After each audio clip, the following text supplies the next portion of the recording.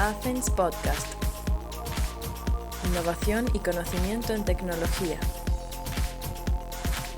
Bienvenidos, soy Jesús Marrone, responsable de contenidos de Athens, part of Telefónica Tech. Estamos con David Sáez Ávila, CEO en Sports Data Campus. Buenos días. Buenos días, ¿cómo estás, Jesús? Un placer. Muy bien. Primero que nada, háblanos un poco sobre tu infancia, estudios y tu vida laboral.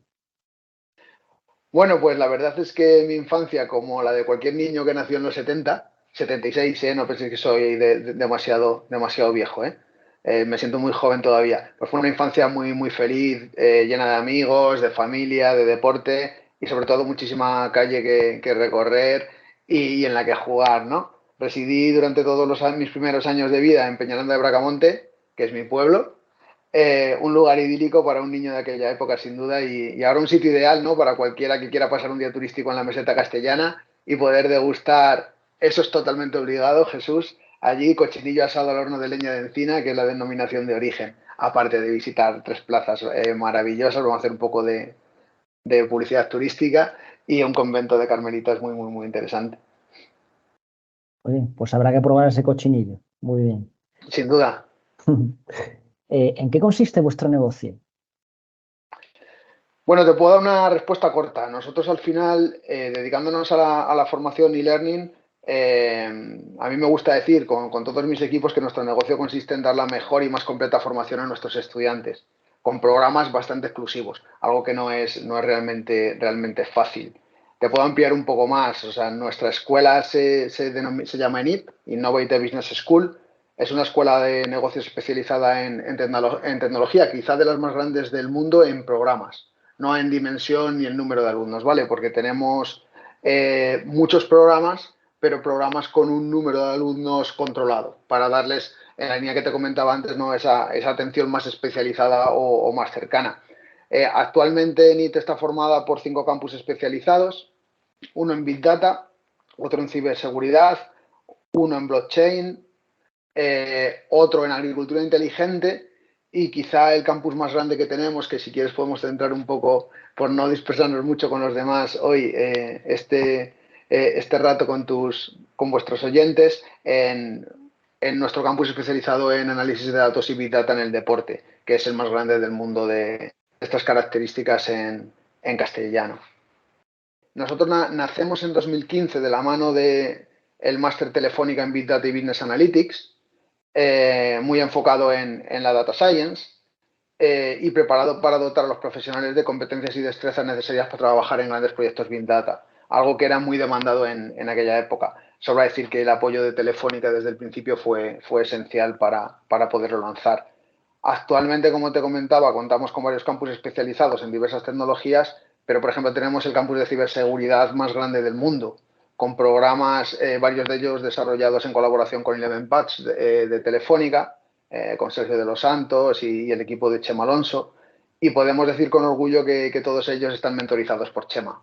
Para nosotros Chema es uno de los profesionales más prestigiosos y reconocidos a nivel mundial dentro del ámbito de la ciberseguridad y la tecnología, y gracias a estos acuerdos y a esta mentorización de Chema, todos nuestros estudiantes pueden disfrutar de varios de sus libros de la editorial 0x Word, pueden utilizar el email responsable de My Public Inbox o pueden evaluar sus propias competencias, ¿no?, a través del servicio de Singularity Hackers.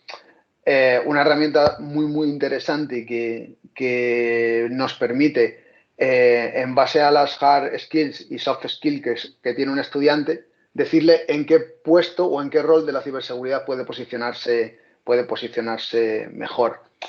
Te comento este tema de Chema porque es algo que ejemplifica de forma bastante clara cuál es nuestra forma de ver el mercado de la formación, ¿no? Que no es otra que permitir a nuestros estudiantes tener acceso a los mejores y formarse con ellos, porque entendemos que esa es la manera en la que van a ser profesionales realmente top. ¿Cómo surgió la idea de crear vuestro campus? Bueno, pues en diciembre de 2015 yo estaba de baja de paternidad disfrutando de mis mellizos que habían nacido hace poco más de 2 meses y Jesús Serrano, el presidente de nuestro grupo de empresas, me pegó un telefonazo para para proponerme dirigir un nuevo proyecto formativo de la mano de Telefónica, que era este máster en tecnología, en Big Data y Business Analytics que te hablaba anteriormente, y casi sin pensarlo le dije que sí, porque yo ya llevaba tiempo valorando la opción de desarrollar un campus específico de formación en Big Data, y esto venía como anillo al dedo con las aspiraciones que yo tenía. De la mano de este máster Telefónica en Big Data y Business Analytics, construimos el Big Data International Campus, que fue nuestro primer campus, que ha llegado a albergar seis másteres especializados, ya no solo en Big Data y en analítica avanzada, sino también en inteligencia artificial. Uno de ellos fue el primer máster en Big Data deportivo del mundo, que es el germen de lo que ahora es nuestro Postdata Campus, que, como te comentaba antes, es el campus de referencia a nivel mundial en lo que a formación de Big Data, inteligencia artificial, analítica avanzada aplicada al deporte se refiere. ¿Por qué se eligió ese nombre? Bueno, solemos ser bastante prácticos en el tema del naming, ¿no? de los proyectos, y siempre tratamos de buscar un nombre que refleje lo que el usuario, cliente, estudiante, en nuestro caso, se va a encontrar, ¿no? Postdata Campus al final define perfectamente a qué nos dedicamos, que no es otra cosa que la de construir e impartir programas formativos para los profesionales que quieren especializarse en análisis de datos en el deporte. De ahí que el nombre sea tan directo, y la verdad es que hemos tenido suerte, porque los análisis que hacemos es que ha posicionado bien y es una marca bastante reconocida. ¿Qué estadísticas y datos se recogen en los principales deportes? Bueno, esta es una pregunta realmente interesante, ¿vale? Yo creo, si quieres, podemos centrar un poquillo, sin entrar en muchos temas técnicos, en los tipos de datos que se recogen, ¿no? Vemos que en el análisis de datos en deporte fundamentalmente tenemos datos de tracking y datos de eventing. Por resumirlo mucho, empezamos por el más fácil, ¿no? Que es el dato de eventing. El dato de eventing es el dato que refleja toda aquella acción en la que media el balón, todo lo que pasa con el balón. Vamos a poner ejemplos: disparos a puerta, saques de banda, duelos ganados, es decir, todo aquello que se registra de lo que ocurre balón mediante, ¿no?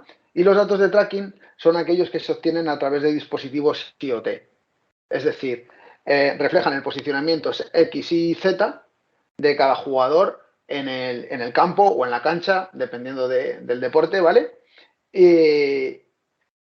Habitualmente se toman varias tomas por segundo de esas coordenadas X y Z, ¿no?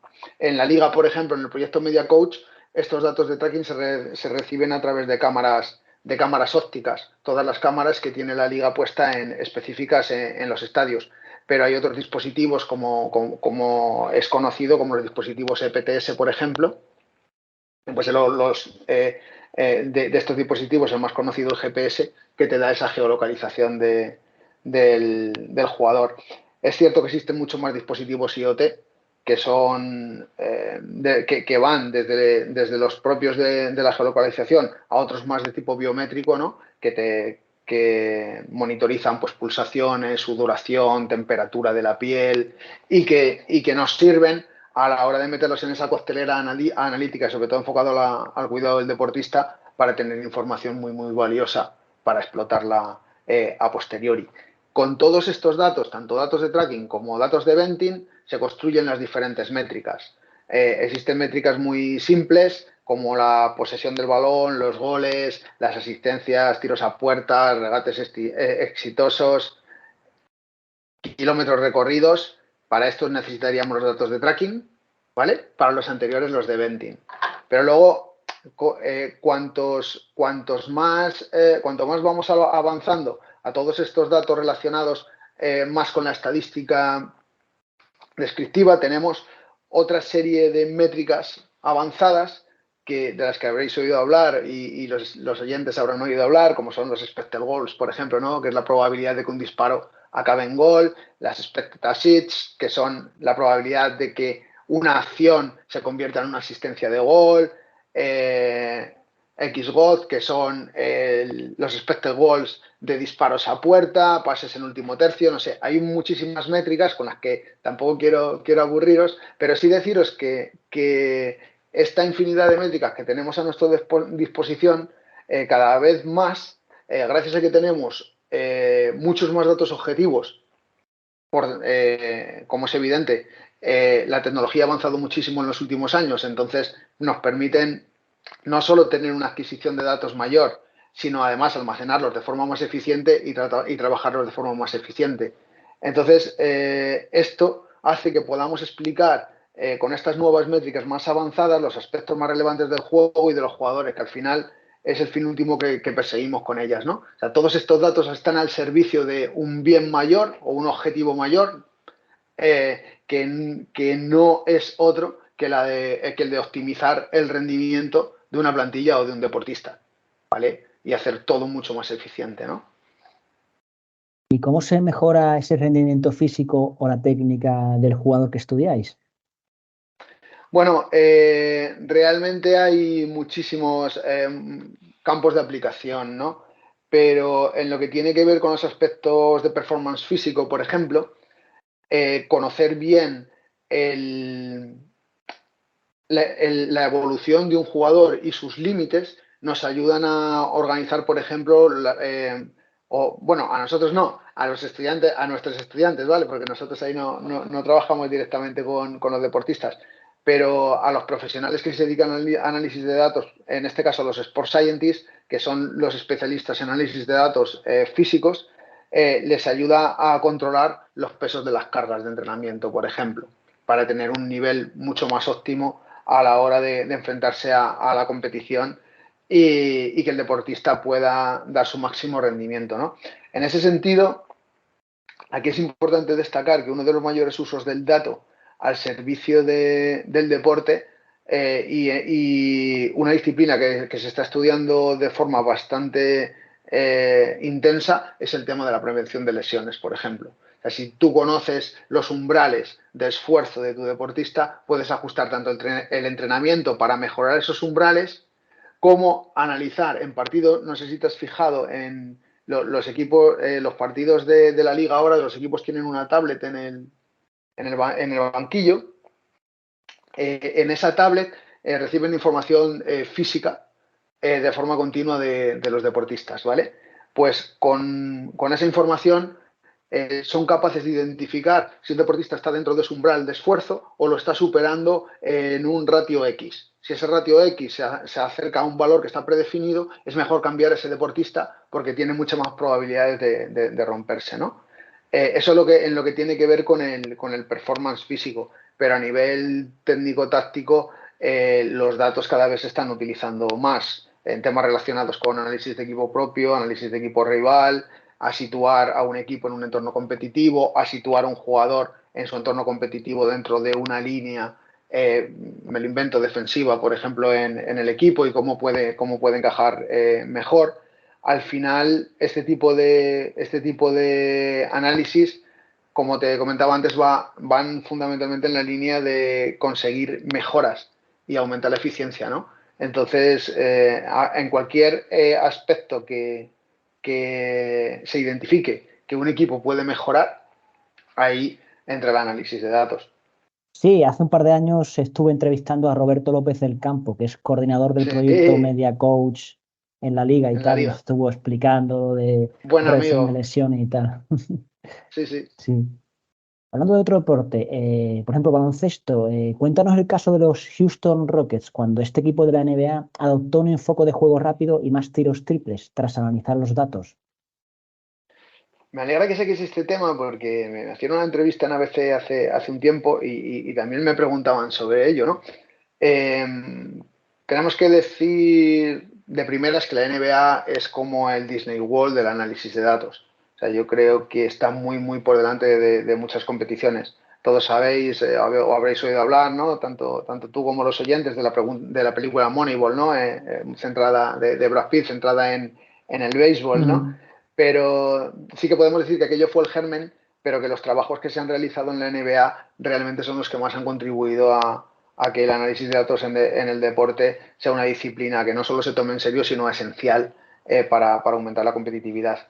El caso de los Houston Rockets de Daryl Morey es muy curioso, ¿no? Porque adoptaron un enfoque basado en datos habiendo analizado muchos partidos anteriores para conseguir anotar más puntos por posesión y obtener más posiciones adicionales. Esto que parece una perogrullada hizo que se modificara la forma en la que se jugaba el baloncesto, ¿no? En la NBA, influyendo en que hubiera un juego más rápido, que hubiera más tiros de 3 puntos, que se favorecieran más mates por temas de rebote, y en el caso del lanzamiento de 3, podemos destacar como por ejemplo de Stephen Curry.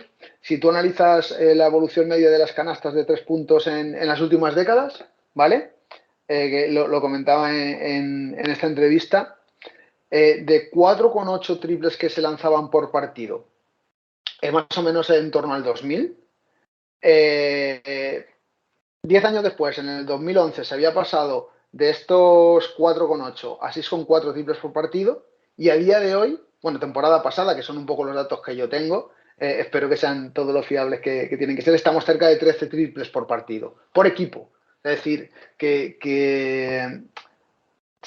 podemos decir que se ha triplicado el número de lanzamientos de triple, pero al final, simple y llanamente, por reducir un poco al absurdo la respuesta, es algo totalmente normal. Si tú haces un análisis de los lanzamientos que se hacen históricamente, quieres hacer más eficientes las posesiones, siempre va a ser un 33% más eficiente lanzar de 3 que lanzar de 2. Entonces, esa hiperespecialización, es verdad que todo lleva un tiempo. Ya has visto que el evolutivo de los datos que te he dado son 20 años. O sea, van desde el 2000 hasta el 2023, más de 20 años. Pero vemos que la evolución de 2000 a 2010 fue relativamente paulatina, pero de 2010 a 2023, o sea, la temporada pasada, se duplicó. Entonces, cuando tienes datos objetivos que comprueban de forma objetiva, valga la redundancia, una teoría, es cuando realmente empiezas a valorar que este tipo de análisis no solo te ayudan a mejorar, sino que pueden ser capaces de cambiar las tendencias. FIFA, por ejemplo, después de todas las competiciones internacionales, hace un análisis de estilos de juego basado en datos. Y esos estilos, pues, si se abusa más de centros al área, o se dispara más dentro del área, o se hacen conducciones más largas. Todo esto al final es una radiografía de cómo se está jugando, porque al final no dejan de ser juegos, pues el deporte al final es un juego, y el hecho de que podamos descubrir cuál es el estilo de juego, los modelos de juego que se tienen en cada época, nos permite hacer unos análisis mucho más eficientes. El baloncesto claramente es más fácil de medir que el fútbol, y aparte también he leído por ahí que el balonmano es muy fácil de medir también, y no lo sabía yo. También porque se ve poco balonmano o no hay tantas estadísticas cuando se ve un partido de esos. En el caso del baloncesto, sin duda, la cancha es más reducida, hay menos jugadores que en el fútbol, las acciones tienen una mayor previsibilidad, defensas, ataques. Al final, las variables que analizamos suelen crecer exponencialmente cuantos más elementos intervienen en el juego, ¿vale? Pues un campo más grande como el de fútbol y el del baloncesto, más difícil de analizar o de medir, y mucho más cuando tienes más del doble de jugadores, ¿no? Y uno de ellos es un portero, que en baloncesto no existe. Podrían ser los 5 taponadores, ¿no? Si hubiera 5 taponadores, se podría ser la equivalencia, ¿no?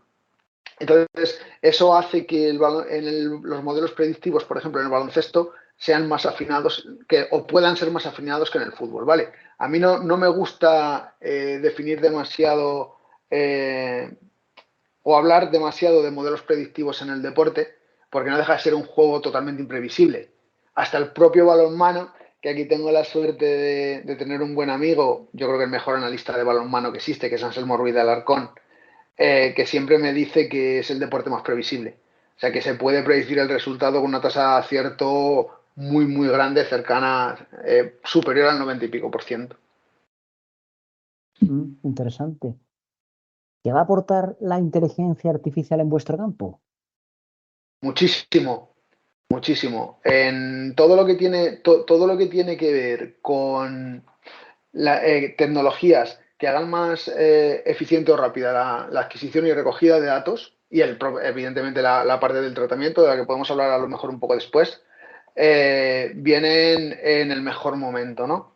Para que te hagas una idea, hasta ahora, cuando hablábamos antes de los datos de tracking, Jesús, estamos hablando de que se recogen con dispositivos, o IoT, o dispositivos EPTS, o dispositivos GPS de radiofrecuencia, o sea, de geolocalización de radiofrecuencia. O sea, es fundamental que o el estadio, el escenario donde se practica el deporte, tenga esos dispositivos que sean capaces de detectar esas coordenadas X, Y y Z de los jugadores y del balón, o que los propios jugadores tengan algún dispositivo que nos permita inferirlo, ¿vale?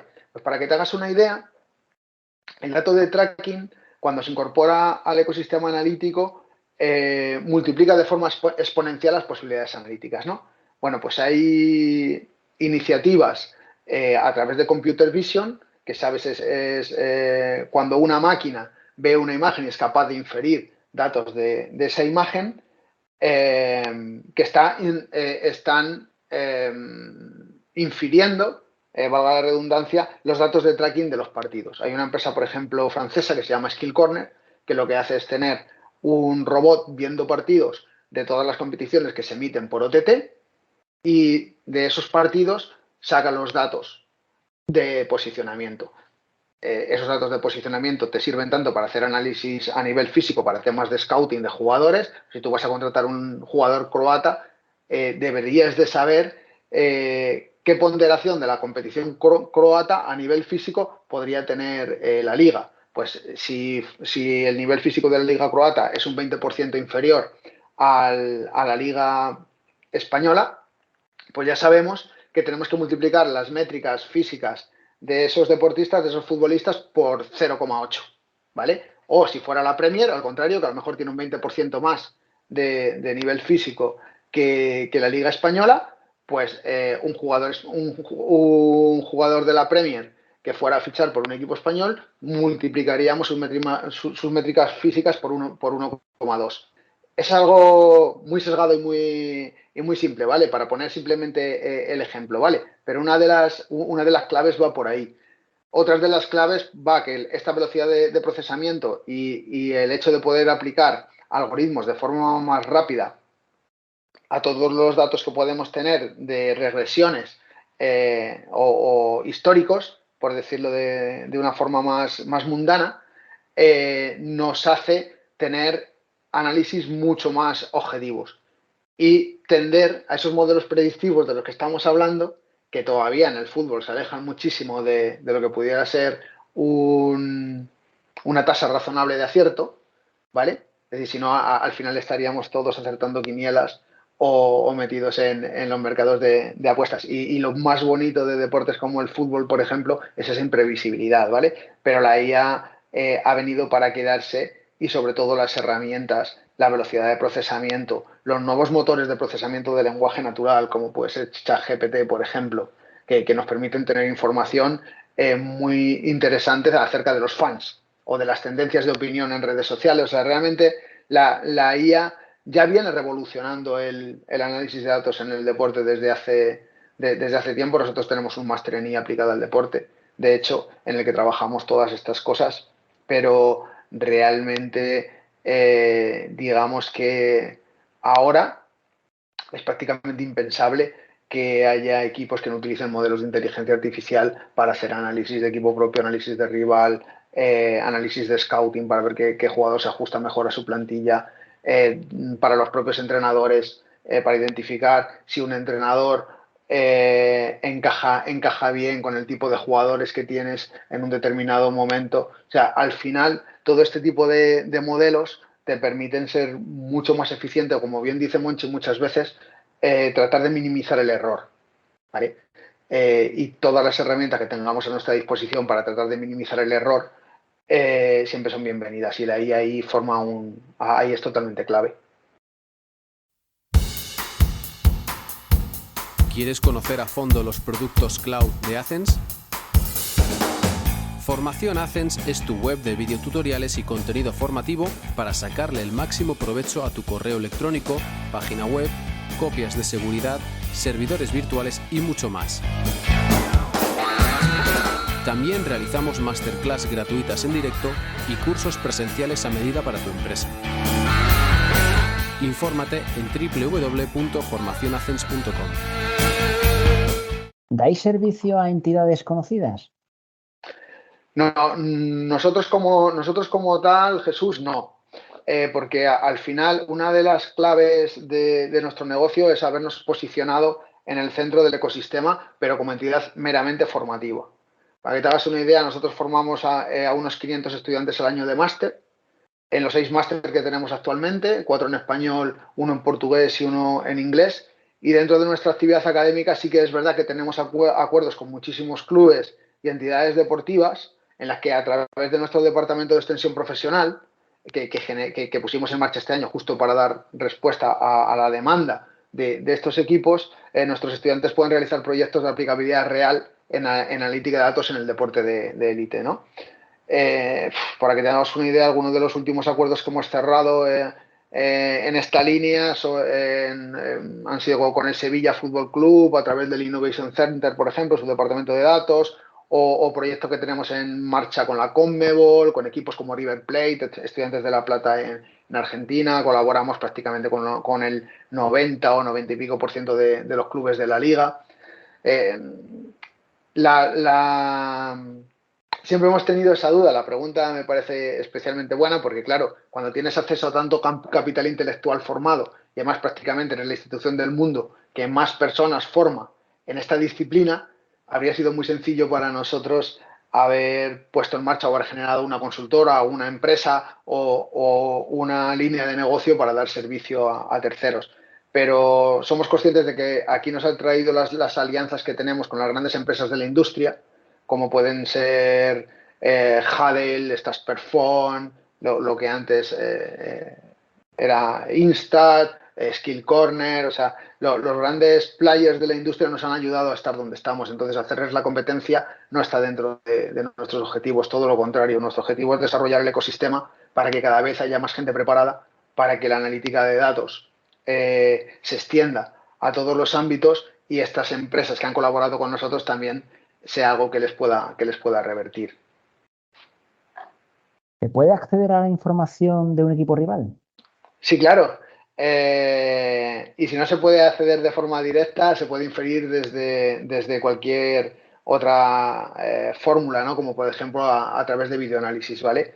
Los grandes proveedores de datos para los equipos que pueden permitírselo no son especialmente caros, ¿vale? Pero es verdad que habitualmente son las categorías profesionales o semiprofesionales las que pueden acceder a proveedores de datos, ¿no? Ya te dan esta información del equipo rival, también te dan la de equipo propio por descontado, pero sobre todo están bastante enfocadas o donde más aprovechan es en temas relacionados con el scouting de jugadores, con el scouting de fichajes, ¿vale?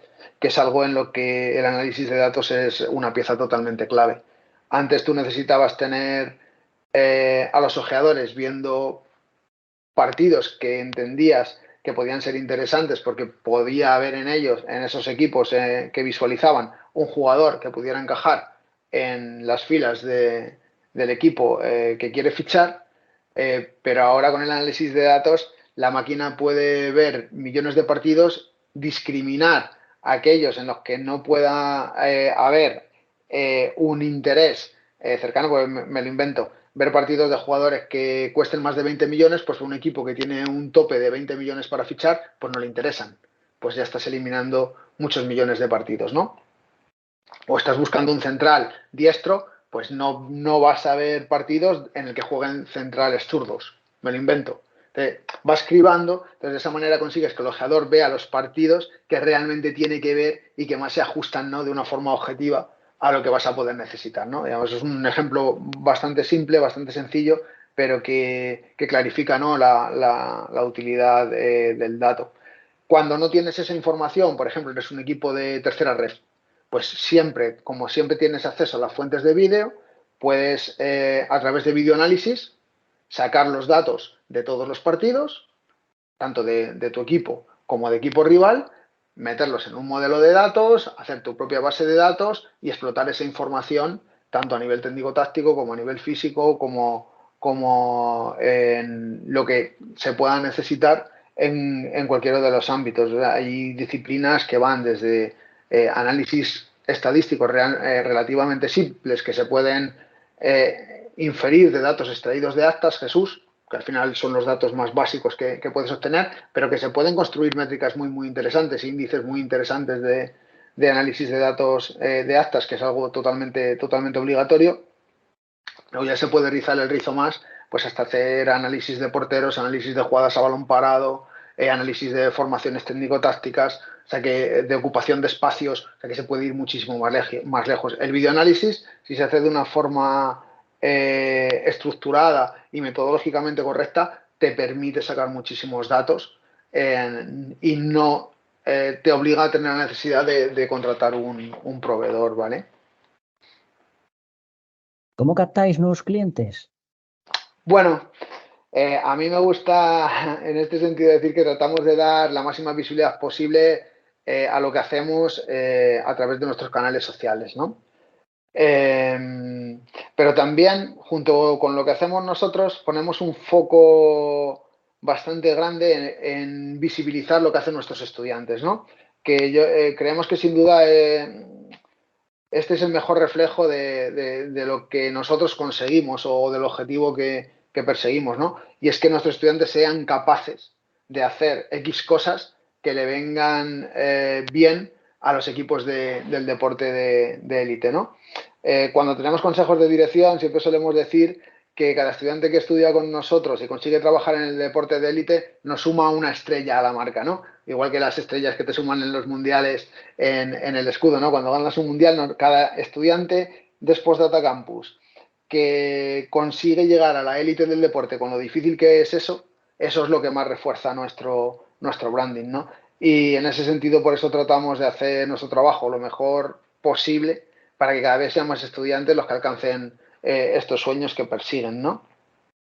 Pero vamos, por suerte ya podemos decir que a día de hoy que son varios cientos, ¿no? Nuestros estudiantes los que están trabajando ya en equipos de máximo nivel, en la élite del deporte, ya no solo en fútbol, ¿vale? Fútbol, baloncesto, balonmano, vóley, deportes acuáticos, atletismo, y que gracias a nosotros, en una parte muy pequeñita, ¿vale, Jesús? Tampoco vamos a sacar demasiado pecho.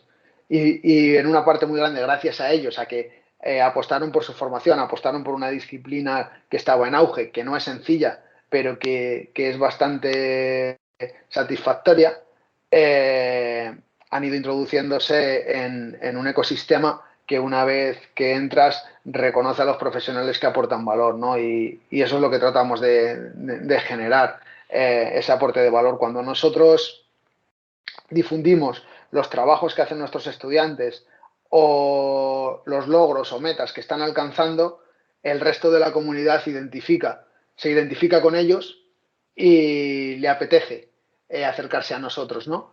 Nos gusta decir que somos una gran familia y yo creo que lo conseguimos, porque tenemos un trato muy cercano con el estudiante y nuestro mayor objetivo, muy en la línea del modelo americano de Customer Centric, es hacer todo lo posible para que él se sienta lo más satisfecho posible y lo mejor formado posible.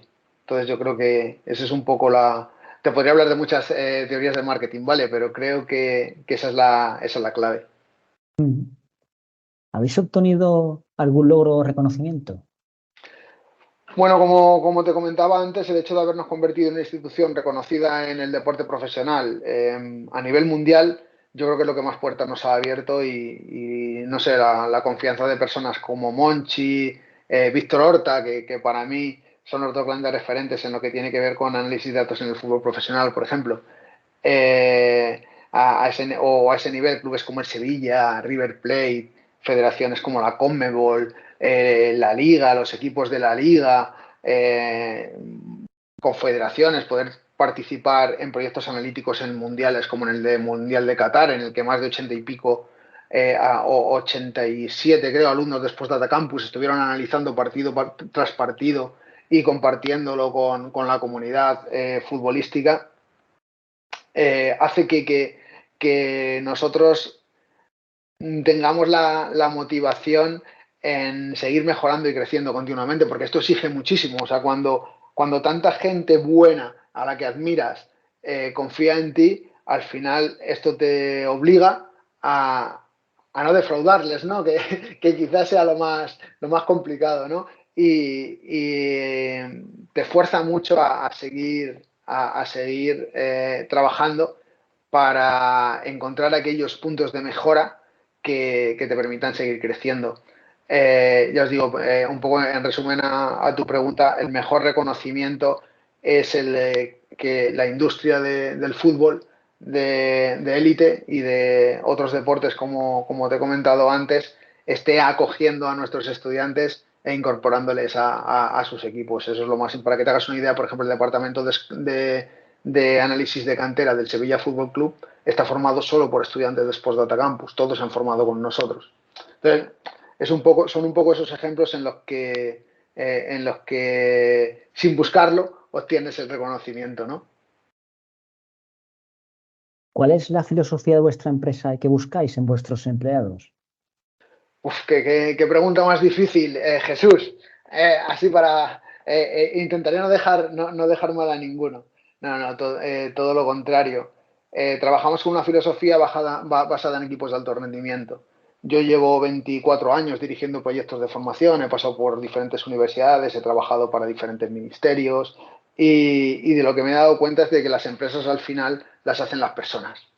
Entonces, tratamos de que con nosotros estén los mejores, motivándoles con nuestro proyecto, con nuestra marca, entendiendo que cuando empiezan a trabajar en Sports Data Campus vienen a trabajar en una gran familia que da servicio a una familia muchísimo mayor, ¿no? Que son todos estos estudiantes que confían en nosotros todos los años, ¿no?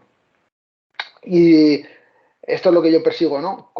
Desde mi posición de CEO, si identifico el talento en un trabajador, trato de seducirle para que venga a trabajar con nosotros. Sí es cierto que nos encontramos en una de las disciplinas en las que no hay demasiados modelos en los que fijarse y nos toca ir por delante inventando a nosotros, ¿no? y abriendo camino. Por suerte, el hecho de que, como te decía antes, yo llevé más de 24 años en esto, al menos me da una información muy, muy valiosa de todas las veces que he cometido errores y me he confundido, ¿no? Y eso me ayuda después de 24 años a no meter demasiado la pata a día de hoy, aunque me sigo confundiendo. Yo al final creo que el error es uno de los mejores maestros porque hierra el que intenta, ¿no? Y si somos capaces de aprender de él, puede ser uno de nuestros mejores amigos. No estoy diciendo obligando a la gente a que falle, pero sí a que pruebe cosas nuevas y que pueda aprender de esos errores. En relación con el perfil profesional de la gente que trabaja con nosotros, si yo tuviera que ponderar algunas skills específicas de nuestros trabajadores, yo creo que me quedaría con dos. Va a sonar a tópico de skills modernas, ¿no? Pero estoy totalmente convencido de que si incorporas gente proactiva, va a sumar muchísimo a tu equipo porque va a aportar más allá de donde tú llegues y que tengan una conciencia de prestar un servicio excelente, ¿no? A nuestros estudiantes. O sea, que identifiquen que trabajamos para gente que ha apostado por nosotros y que hay que darles la mejor atención, ¿no? Siempre que me río porque siempre que me dan la oportunidad lo cuento porque me parece algo realmente revelador, ¿no? Aunque suele a perogrullada. Si como líder eres capaz de coordinar todos los engranajes para dar el mejor servicio posible a tus clientes, estarás haciendo bien tu trabajo, ¿no? Es como entiendo yo la labor de un CEO. Esta filosofía que quizás sea más americana que española, que allí denominan customer centric, me parece totalmente clave para el éxito. Si no persigues un éxito a corto plazo, si lo que buscas es un éxito mantenido en el tiempo, creo que lo más importante es colocar al cliente, en nuestro caso al estudiante, en el centro y hacer todo lo posible para que él esté satisfecho, sin olvidar cuál es nuestra función, que es la de ayudar a formarse, ¿no?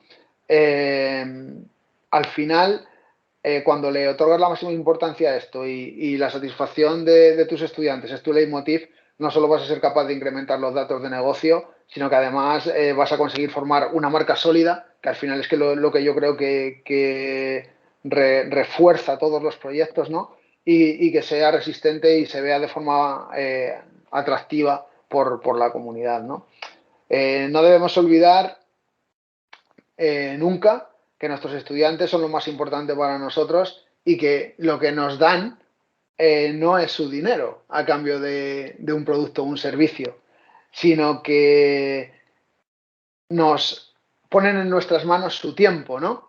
Y con el tiempo no se juega. O sea, esto es algo totalmente indiscutible para nosotros. O sea, cuando un estudiante decide pasar un año con nosotros en cualquiera de nuestros másteres, tenemos la responsabilidad de que ese tiempo le resulte lo más eficiente y que si además conseguimos que el que pase con nosotros sea gratificante, mejor que mejor, ¿no?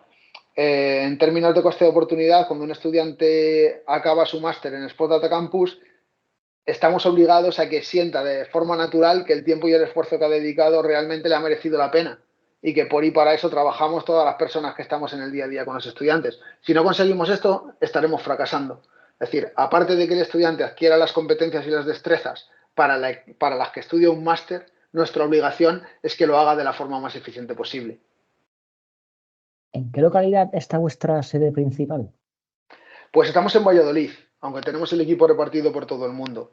Nosotros a día de hoy y en el resto de campus de NIT, como te decía al principio, Spot Data Campus pertenece a NIT, Innovative Business School. Somos más de 500 profesionales, entre el personal indefinido, la plantilla fija y los colaboradores externos, tutores y expertos que colaboran en el día a día. Y la verdad es que potenciamos bastante el teletrabajo. Prácticamente los que estamos en España vamos a Valladolid 2 jueves al mes.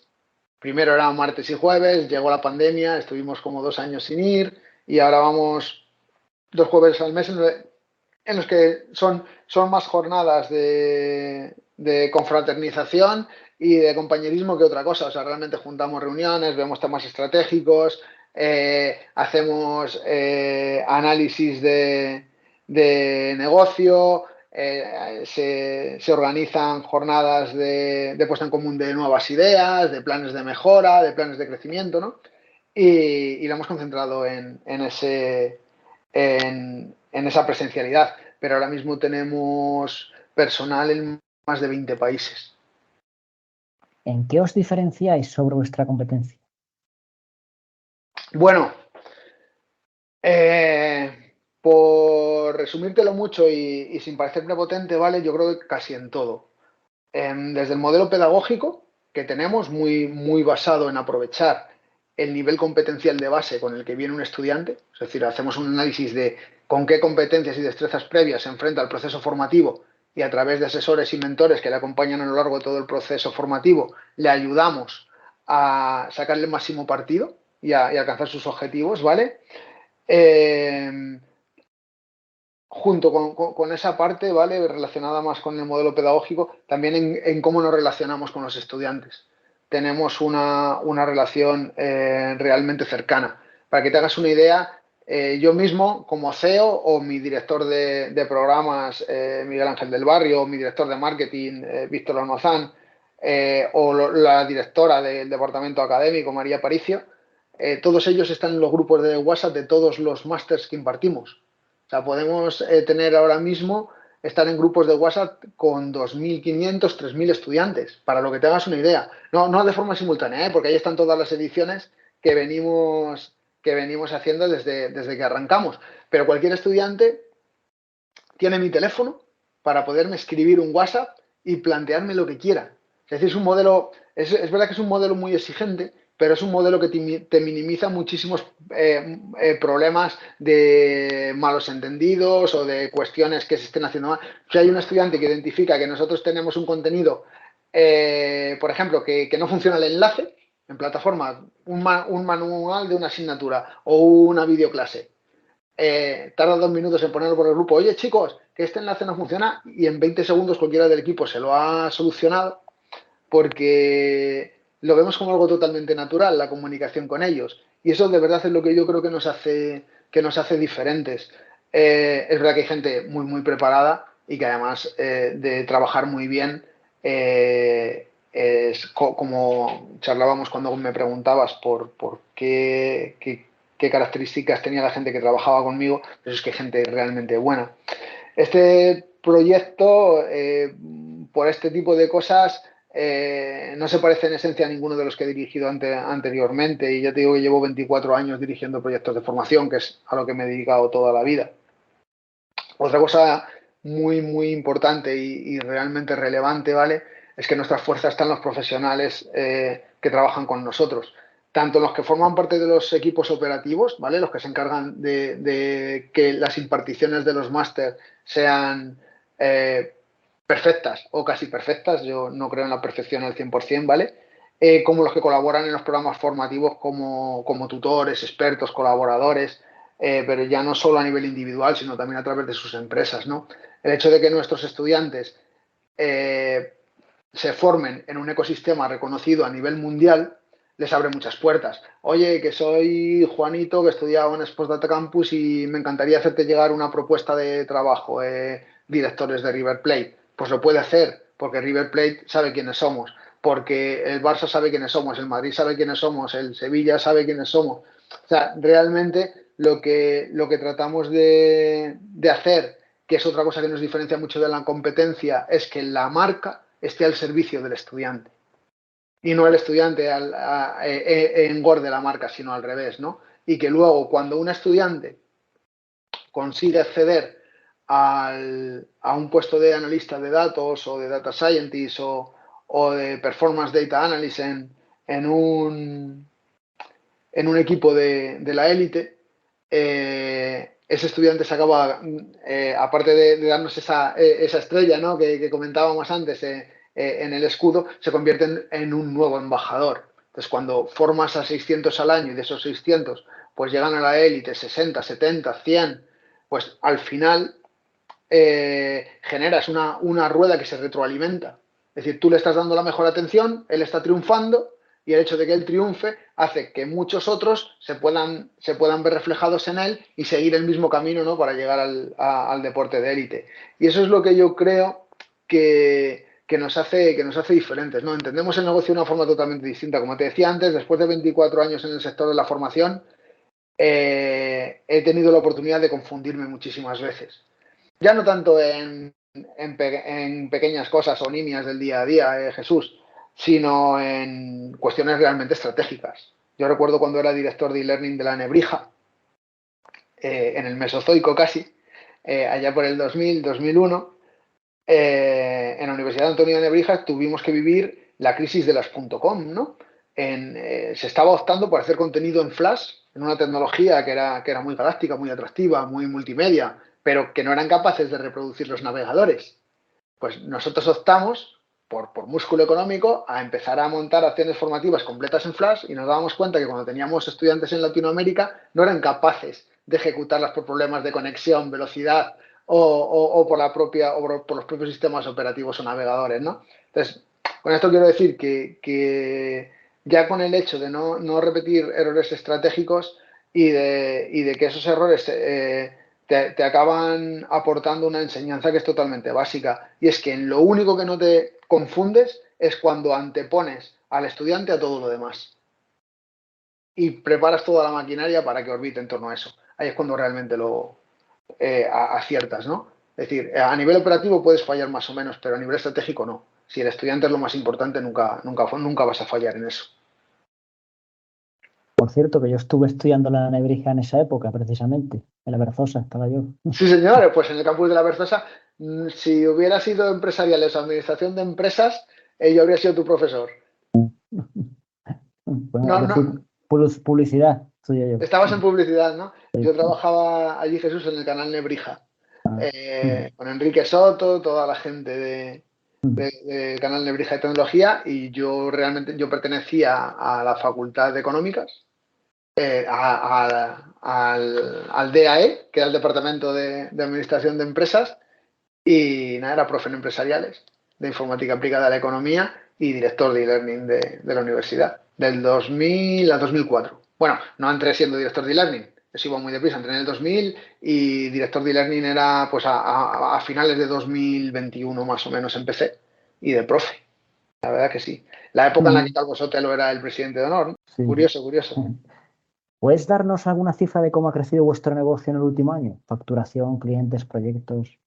Sí, te puedo hacer un evolutivo de Sports Data Campus, porque es además algo que solemos sacar a colación a menudo, para no tener que pellizcarnos, ¿no? Y creérnoslo o no, que muchas veces en un producto de nicho como es el nuestro, enfocado a análisis de datos y analítica avanzada, Big Data en el deporte, o sea que realmente es algo realmente de nicho y no un nicho demasiado grande.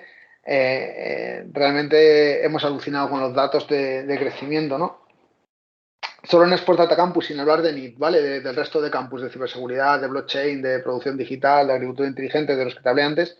Solo en el NIT, para que te hagas una idea, la primera edición del máster en Big Data Deportivo arrancó en octubre de 2018, que se impartía bajo la marca Big Data International Campus, ni siquiera existía Sports Data Campus. Tuvimos 27 alumnos, 27 locos que no sabían de qué iba esto del análisis de datos, que habían oído algo y entendían que podía aportarles valor, ¿no? Bueno, pues estos 27 locos fueron nuestro mayor trampolín, ¿vale? En la segunda edición pasamos de 27 a 60 alumnos, en la tercera pasamos de 60 a 90, en la cual, digo aproximados, no te los digo no os lo digo exacto para no aburrir mucho a los estudiantes, a tus oyentes con decimales.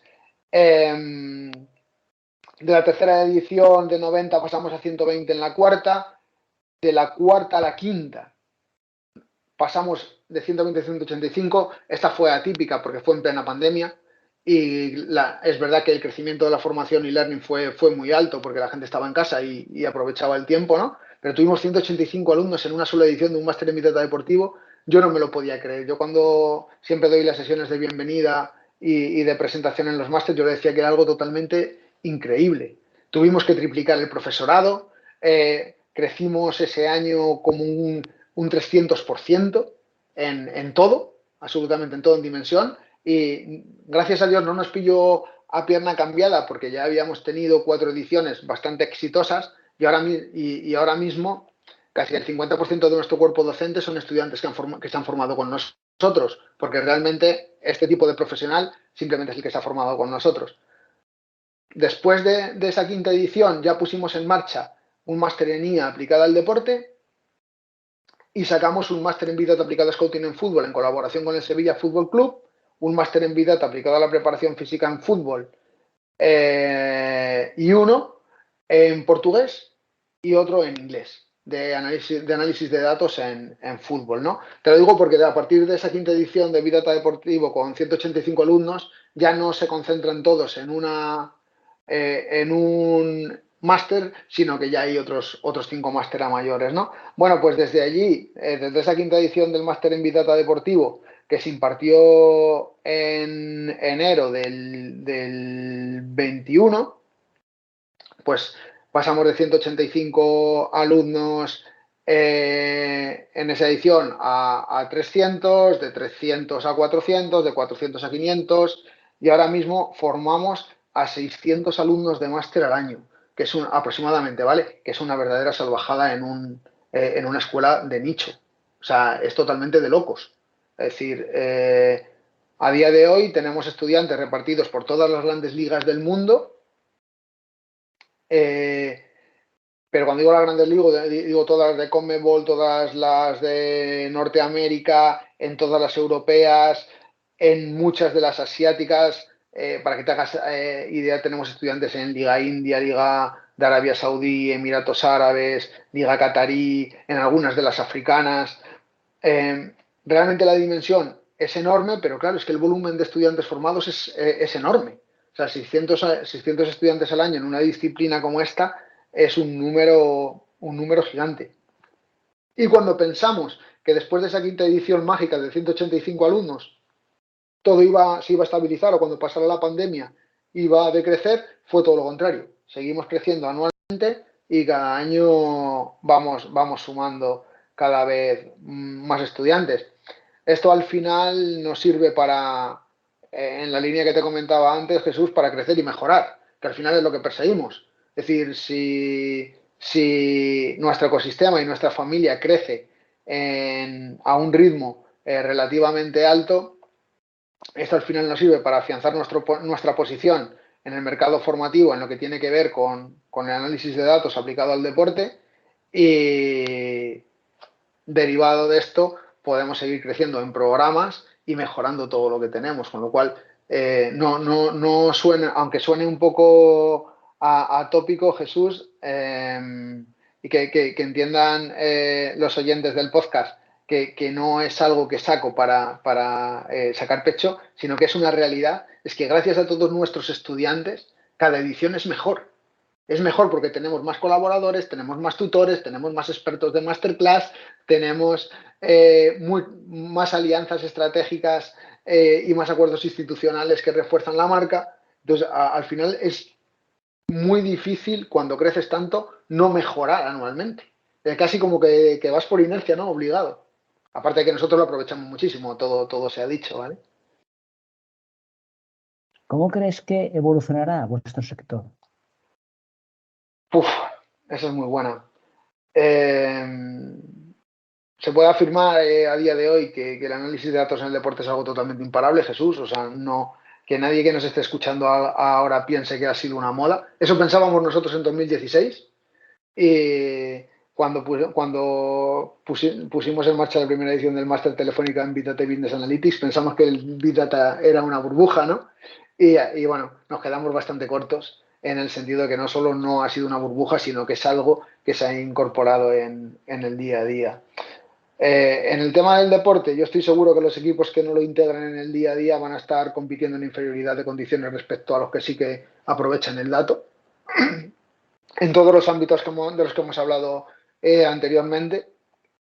Además, parece lógico, ¿no? Que en un mundo tan hipercompetitivo como en el que nos situamos en el deporte de élite, al final todo cuenta, ¿no? Y más cuando las acciones van enfocadas a un mayor conocimiento tanto de equipos propios, de equipos rivales, de tus propios deportistas o de los deportistas que integran las formaciones de los contrarios, ¿no? O sea, el conocimiento siempre ha sido poder y, por desgracia, en la Edad Media no se contaban con tantas herramientas analíticas y mucho menos con estas ingentes cantidades de datos que ahora nos permiten sacar conclusiones objetivas y que al final van enfocadas a fundamentar las decisiones, ¿no? O a minimizar el error, como decíamos antes. Entonces, la evolución yo creo que va a ir en dos líneas. Va a ser una evolución exponencial en lo relacionado con la cantidad de profesionales que se van a demandar. Ya lo estamos viviendo, ya te hablaba antes de la evolución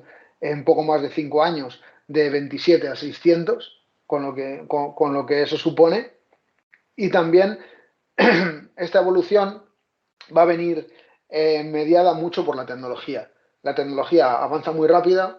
Hasta hace 10 o 15 años era una pesadilla consultar una web con muchas imágenes. Jesús, ahora vemos con una tarifa convencional de fibra series, películas en 4K.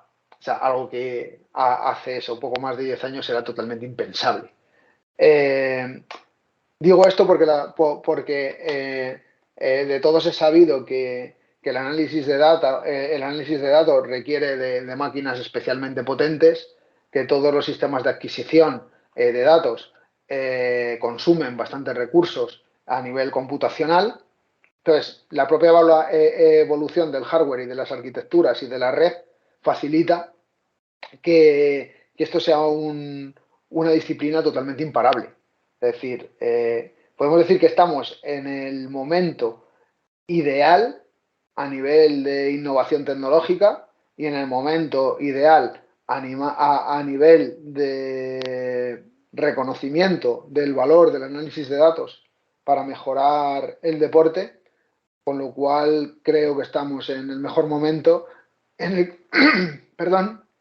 el que para aseverar que esto va a ser totalmente imparable. No te podría dar cifras, es imposible, porque siempre que hago alguna predicción me confundo. Te diría que todos los equipos en el mundo tendrán un analista de datos en los próximos 5 años. Pues es muy probable. Y que si no, alguien del cuerpo técnico haga esas funciones, ¿vale? Hablo del deporte élite. Otra cuestión son las formativas. Pero estoy convencido, o sea, totalmente convencido. Es que es jugar en inferioridad de condiciones. Pongo un ejemplo simple, Jesús, por si hay muchos futboleros escuchándonos, ¿no? Hace 20 años había equipos que no tenían preparador físico, mucho menos entrenador de porteros o psicólogo. Y ahora prácticamente todos los equipos de élite tienen uno o varios preparadores físicos, tienen un nutricionista, tienen un psicólogo, tienen un entrenador de porteros, tienen un analista técnico-táctico, pues con el Performance Data Analyst, ¿no? Que es un poco el perfil que construimos nosotros o con el que salen nuestros estudiantes. Estoy convencido que el 100% de los equipos de la élite van a contar con ellos. El despliegue que estamos teniendo en América nosotros es brutal. O sea, es decir, tenemos más, firmamos más alianzas con equipos, federaciones y confederaciones en América que en Europa ahora, por ejemplo. Porque en Europa es verdad que ya las tenemos, pero está creciendo enormemente el interés por mejorar competitivamente de la mano del análisis, que es algo totalmente, como decíamos antes, de perogrullo, pero que hay que tener en cuenta. O sea, si tú tienes a tu servicio una metodología y una serie de herramientas que te ayudan a optimizar tu toma de decisiones y a minimizar tu error, si no lo utilizas, estás en desventaja competitiva respecto de aquellas entidades deportivas que se lo utilizan, ¿no? Parece algo totalmente evidente. Por eso creo que la evolución va a venir de la mano de la tecnología y que esa facilidad que las tecnologías habilitadoras nos dan para poder desarrollar nuestra labor analítica va a hacer que cada vez más equipos utilicen análisis de datos. Ya lo están haciendo, ¿vale? No te podría dar un porcentaje, pero en Europa prácticamente todos. O sea, es muy raro encontrarte que de una forma u otra no haya un equipo que en alguna disciplina, ya sea en análisis de equipo propio, análisis de rival, performance físico o scouting de jugadores, no utilice el análisis de datos. Es totalmente impensable. Bueno, pues esa evolución es, sin saber cómo de tendida va a ser esa curva hacia arriba, lo que sí que podemos asegurar es que la tendencia siempre se va a mantener y siempre va a ser al alza, sin ninguna duda, vamos. ¿Cuáles son vuestros próximos retos? Bueno, nuestros próximos retos, además que es algo que tenemos muy claro en nuestros planes de expansión. Yo tengo una cruzada con las categorías formativas, con las categorías inferiores, con el fútbol formativo, el baloncesto formativo, el balonmano formativo, el deporte formativo. O sea, cuando tendría que haber sido al contrario, o sea, haber partido de las bases hacia los equipos élite, el uso y el aprovechamiento del dato, ha sido algo que está partiendo de los equipos élite y por capilaridad va llegando a las categorías formativas, ¿no? O sea, es decir, un juvenil se puede encontrar que en una cantera de un equipo Champions, procediendo de una cantera de un equipo Champions, se puede encontrar que no ha tenido análisis de datos, salvo raras excepciones, cuando sube el primer equipo, ¿no? Entonces, nuestro gran reto, ya sabemos que depende de cuestiones presupuestarias, es decir, un equipo élite invierte mucho más en las primeras plantillas que en cualquier otra disciplina, ¿no? Que en cualquier otra categoría del club. Eso es algo totalmente lógico y totalmente defendible, ¿no? Pero nuestro reto ahora es hacer ver a los clubes élite que si empiezan a trabajar de forma científica con análisis de datos desde categorías inferiores, podrá verse reflejado en los éxitos de los primeros equipos. O sea, es decir, si el Barça hubiera tenido datos objetivos recogidos de Messi desde que llegó a la Masía hasta el día que salió del club, sabría de forma objetiva decir por qué Messi es la estrella mundial inigualable ahora mismo, ¿no? Y lo dice un madridista. Pero si eso se sabe, podríamos estar infiriendo las acciones que se han llevado a cabo con ese jugador, y ese análisis evolutivo nos podría dar pistas de cómo construir un nuevo Messi, entendiendo que hay características intrínsecas que ni el análisis de datos, ni el entrenamiento, ni nada pueden cambiar. Ese chico tiene algo especial. Es decir, no se puede construir sin materia prima, ¿no?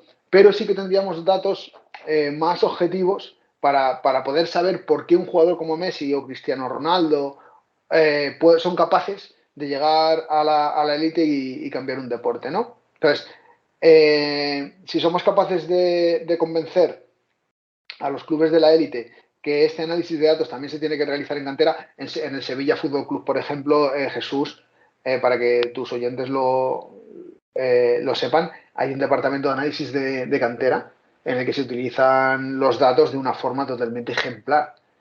Pero no para tener mejores éxitos deportivos en cantera, porque no es el objetivo, sino para que los deportistas estén mejor cuidados. Es decir, el chico del Sevilla y las chicas del Sevilla en categorías inferiores, niños, niñas, pueden decir que están mucho mejor cuidados gracias al trabajo que se hace analítico con ellos. Ya te digo, no enfocado en ningún momento, porque en esas categorías el éxito deportivo no es tan importante como el éxito formativo, ¿no? El contribuir al desarrollo de ese deportista.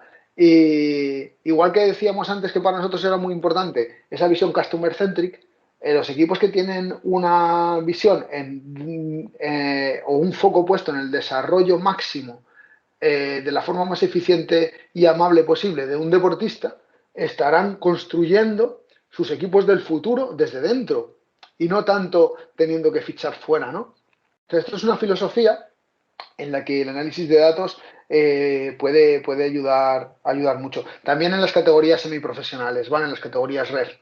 Las categorías REF se hace bastante análisis de datos. Nosotros tenemos muchos estudiantes que son analistas de datos en cuerpos técnicos de categorías REF, pero es verdad que falta un poquito más porque no tienen acceso a tantas herramientas o a tantos proveedores como las categorías profesionales, ¿vale? No me gusta llamar fútbol semiprofesional el REF, quiero aquí romper una lanza porque me parece que los equipos REF son equipos súper profesionalizados, equipos con cuerpos técnicos espectaculares, con jugadores brutales y que es algo que debemos de cambiar. Deberíamos de dejar de llamar fútbol semiprofesional a las categorías REF. Aquí rompo esa lanza, ¿vale? Aprovecho tu difusión para poderlo hacer. Y otro de los grandes retos, Jesús, es el mercado internacional. Mucha parte del secreto de nuestro éxito estaba en que habíamos fundamentado nuestro público al hispanohablante desde el principio. De hecho, recuerdo que nuestro primer eslogan en ENIT era la mayor escuela de negocio especializada en tecnología del mundo en castellano, de que teníamos puesta la coletilla en castellano, porque es verdad que en tecnología había muchísima formación por ese año, en esa época, cuando arrancábamos en 2015. O sea, en inglés había muchísima formación, pero en castellano no había tanta, ¿no? Y nos focalizamos en el idioma. Pero claro, a este ritmo de crecimiento de 600 alumnos al año en Sports Data Campus, por ejemplo, nos dimos cuenta que el público hispanohablante se nos acaba. O sea, al final se acaba acabando, ¿no? Porque dentro del Tansanson, del desarrollo de la identificación de tu nicho de mercado, aparte que estás dirigiendo un nicho pequeño, estás formando por encima de lo que esperabas, ¿no? A nivel de volumen. Entonces, salimos hace un par de años en portugués, llevamos por la 5ª edición de nuestro máster en Big Data aplicado a fútbol, más o menos unos 100 alumnos al año formamos en portugués, y en marzo de 2023 sacamos la primera edición de nuestro NST Data Analytics in Football, que es el máster que tenemos en inglés, liderado por Víctor Horta. Lo pusimos en marcha cuando Víctor era director deportivo del Leeds United, ahora es director deportivo del Sevilla, sigue con nosotros. Y es un programa que está teniendo un impacto mundial increíble. Para que te hagas una idea a nivel de números, empezamos a pilotar la primera edición en marzo de este año, como te comentaba, con 15 estudiantes, y en la edición que hemos empezado ahora en octubre ya hay cerca de 90. La verdad es que la capacidad de crecimiento es bestial, y si la equiparamos a la que se ha dado en los programas en castellano en Sports Data Campus, podemos estar hablando de un alcance que se pueda triplicar o cuadriplicar en los próximos años. Y esos son los retos: hacer extensivo el análisis a las categorías formativas de todos los equipos e ir conquistando el mercado internacional, en el que no hemos estado focalizados hasta los últimos 2 años, más o menos. Estamos en ese proceso. Para finalizar, una pregunta que es ¿cómo es tu jornada típica y qué trucos empleas para que sea productiva? Vale, yo creo que soy el menos indicado para contarte esto, porque soy un desastre. O sea, mi jornada suele ser bastante caótica, ¿vale? Porque hay muchos imprevistos. Yo al final, mi trabajo es, como decía antes, mantener esta maquinaria lo suficientemente engrasada para dar la mejor atención y el mejor servicio a 600 estudiantes, y eso implica que tengo que mantener las relaciones con todos nuestros colaboradores, que, como te comentaba antes, solo en Sports Data Campus son más de 200. Entonces mi función es estar hablando con mucha gente, de esas conversaciones aprendiendo mucho y extrapolando, ¿no? Cómo puede crecer el ecosistema para que el estudiante esté lo más atendido posible. Si te soy sincero, más o menos el 50% de mi tiempo está dedicado a reuniones internas y externas. Reuniones internas que suelen ser los consejos. Yo tengo un consejo de dirección con los propietarios del grupo de empresas al que pertenecemos. Y luego tengo las reuniones de dirección con los directores del departamento comercial, del departamento de marketing, del departamento académico, del departamento de extensión universitaria, de extensión profesional. Entonces, prácticamente, ya te digo, el 50% de mi tiempo son reuniones con mi personal o con colaboradores externos. Cuando tengo un rato, le dedico a la estrategia, y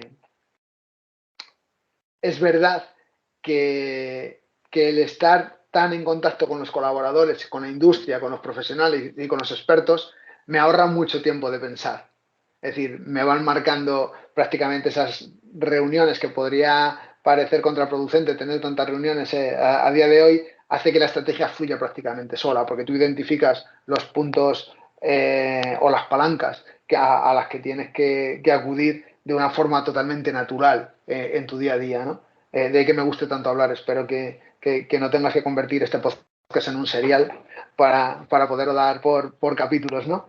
Y a nivel de trucos para mejorar mi productividad, decirte, abriendo el corazón a tus oyentes, que es uno de los mayores retos que tengo ahora mismo, porque tengo un defecto muy grande que has podido comprobar, ¿no? Y que tus oyentes han comprobado si han podido sobrevivir y han llegado hasta este punto del podcast, ¿no? Y es que hablo muchísimo.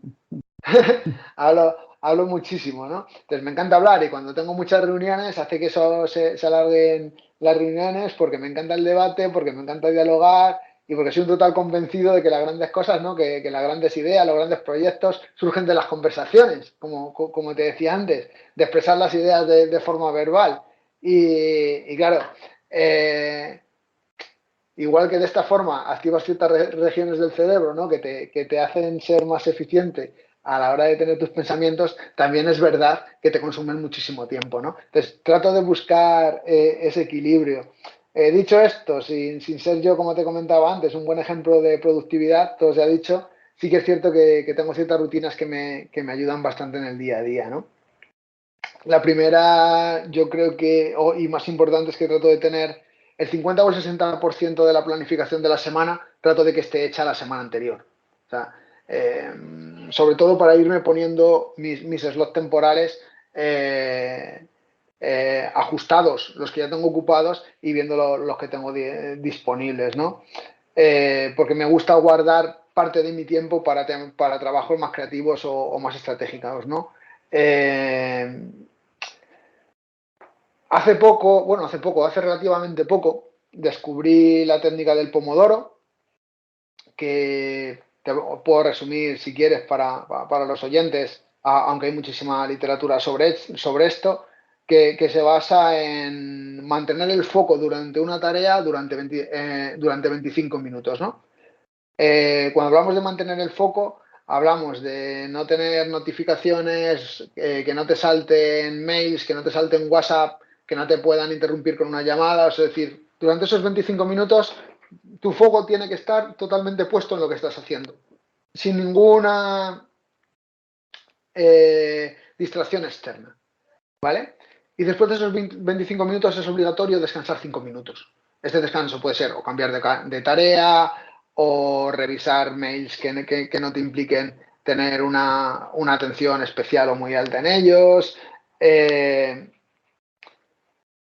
o salir a airearte al jardín o dar un pequeño paseo por la casa, ¿no? Cuando organizas la jornada en diferentes pomodoros, cada X pomodoros, 4 o 5, es recomendable que descanses 20 o 25 minutos. Que leas algún artículo interesante, que salgas de la dinámica del trabajo habitual, que te olvides de los cuadros de mandos, de los Excel, de los presupuestos, o sea, que trates de que el cerebro se relaje con otra serie de cosas, ¿no? Esta distribución del tiempo realmente ayuda. Es muy difícil, te voy a ser sincero, utilizar un pomodoro de 25 minutos para hacer una tarea larga, pero te obliga a dividir esa tarea en distintos pomodoros. Entonces, cuando al final entendamos el pomodoro, que es tomate, no me digas por qué se llama técnica del pomodoro, lo tengo que investigar, es tomate en italiano, creo. O sea, dividirla en diferentes pomodoros ya te obliga a estructurar de una determinada manera, ¿no? Entonces, cuando tú bloqueas un slot, ya tu cerebro está preparado para dedicarse a esa tarea y no hace que tengas menos trabajo, pero sí que sea más eficiente ese tiempo, ¿no? También estoy tratando de que las reuniones, salvo por temas operativos, tengan un máximo de 30 minutos y sobre todo que se hayan preparado previamente. ¿Qué te quiero decir con esto? Que la gente que venga a la reunión conozca el objetivo de forma clara y que haya un orden del día preestablecido para tratar de que sean lo más operativas y eficientes posibles, ¿vale? Pero cuando en una reunión hay muchas personas, el foco se suele desviar. Entonces también estoy tratando de que mis equipos no se hagan reuniones de más de cuatro personas a la vez. ¿Vale? Siempre dentro de lo que responde a una cuestión operativa, ¿eh? Si hay que hacer una reunión entre todos los trabajadores para informar lo que sea, pues se les convoca. Pero en reuniones operativas trato de que como mucho haya cuatro participantes, tanto en las mías como en las de mis equipos, en los directores de los departamentos. Y es que al final descubrí que esto tiene un doble beneficio, ¿no? Que el primero es que se dispersan mucho menos los focos de la reunión. Esto es directamente inversamente proporcional al número de intervinientes en esa reunión. Es decir, a menos intervinientes, mucha menos dispersión. Y la segunda, y yo creo que por ello no menos importante, es que con cada persona que asiste a una reunión se están consumiendo FTEs, o sea, tiempo efectivo de trabajo de personas. Si tú convocas una reunión a 5 personas y esa reunión dura 2 horas, realmente no estás gastando 2 horas tuyas, estás gastando 2 horas tuyas más 8 de los demás, estás consumiendo 10 horas de trabajo a nivel de FTE, algo que en términos de eficiencia es casi un sacrilegio. Siempre, repito, que no sea algo que realmente lo requiera de forma operativa, ¿vale? Sí que es cierto que esto, aparte de que te puede parecer o los oyentes pueden decir que joder, esto es muy poco romántico, ¿no? En grandes proyectos, en proyectos en los que prima la relación entre los diferentes integrantes de los equipos, como el nuestro y tal, pero es verdad que aún no llevándolo al extremo, es muy importante que cuando diriges un equipo grande de personas y en tu compañía se tiende a abusar de las reuniones, ya sean presenciales o telepresenciales, creo que al menos hay que realizar un análisis de cómo se utiliza este tiempo y de realmente la rentabilidad que tienen en el futuro, ¿no?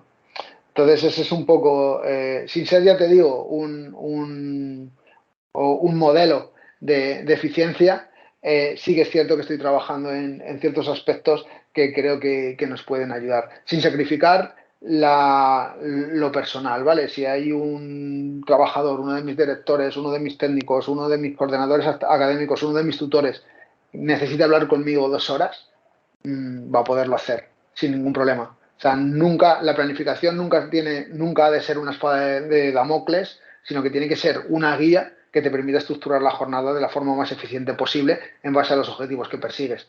Pero nunca tiene que ser algo totalmente encorsetado de lo que no te pueda salir, porque el día a día de un profesional como yo o de un directivo es bastante impredecible.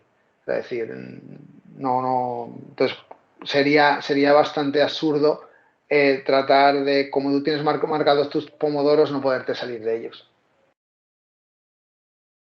Pues muchas gracias, David Sáez Ávila, CEO en Sports Data Campus.